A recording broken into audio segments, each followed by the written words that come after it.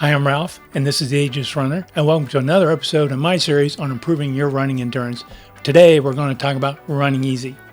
Now, in the last video I did on this series, we talked about using run, walk, run as a great technique for getting more time on your feet, getting longer runs by time or distance. Another technique that you can use with run, walk, run or without is simply running easy, getting your effort level down low so you can run longer, get more time on your feet.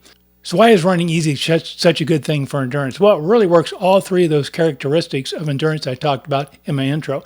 It improves cardiovascular. When you're running easy, you're going to be running aerobically. You're going to be working your aerobic system, improving your body's ability to utilize and intake oxygen and convert that into energy to power your muscles.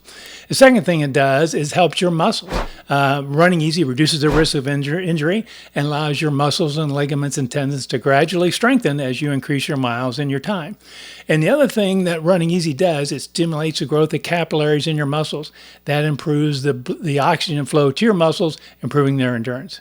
And the last thing that running easy does, it helps your mental endurance because it helps you develop those coping strategies and that mental toughness to deal with those long runs, those long, easy runs. So it works all three. It's really a great method to help you build endurance. And it's really two ways you can run easy.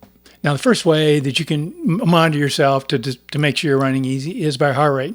And there I recommend that you run an effort while you're monitoring your heart rate so your heart rate does not get above 75% of your max heart rate. If you can do that, you're definitely going to be running easy. You're running in the aerobic zone.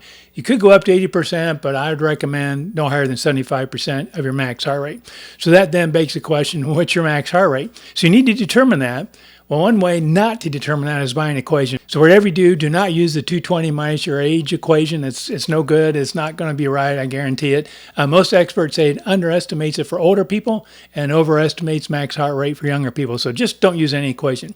You really need to go run your own test. And that's by running intervals. Yeah, you need to work a little hard to do that. You need to get your heart pumping.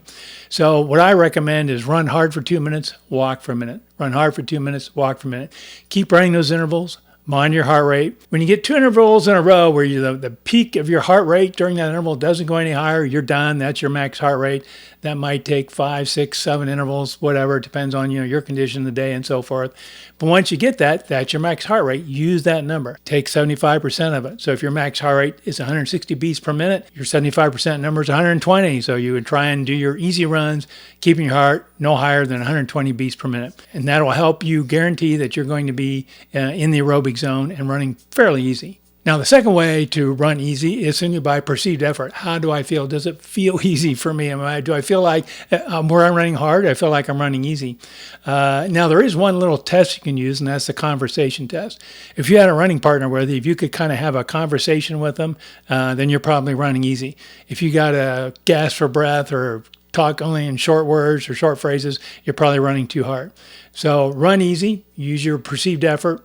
Should feel fairly easy to you. Running's hard, of course, but it should feel fairly easy to you. You could hold that conversation. Now, one other thing that running easy does for us is it helps burn fat. So if you're interested in burning fat, you're trying to lose a little weight, definitely run easy because that's a good fat burning exercise. Now, one thing you did not hear me mention in either the heart rate method or the perceived effort method is pace. Pace is actually the variable that you change to keep yourself in the right heart rate zone or keep yourself in the right perceived effort. So if it's a hot, humid day, for example, you're going to run a little slower because it's going to be a little harder to run. You'll need to run slower to keep your heart rate down, keep your perceived effort down. On a cool, brisk autumn day, you could probably run a little faster because the air is easy and you're not working so hard. So pace is what you vary, but you cannot use pace by itself to decide if you're running easy. So running easy is a great technique, as I said, to use with run, walk, run or without, but allow you to get longer runs, gradually build up your miles, build up your time running, and increase your endurance. Now, the next video I'm going to talk about is doing some intense running because it's not all about doing easy runs, run, walk, run. It's also about doing some intense running. We need to do that to build up our stamina. And stamina is related to endurance, as I said in the intro. So we're going to talk about that next. But if you like this video, I really appreciate it if you would scroll down and hit that like icon. And this is your first time here, I'd love to have you sign up as a subscriber. Please hit that subscribe button also. Thank you so much and happy running.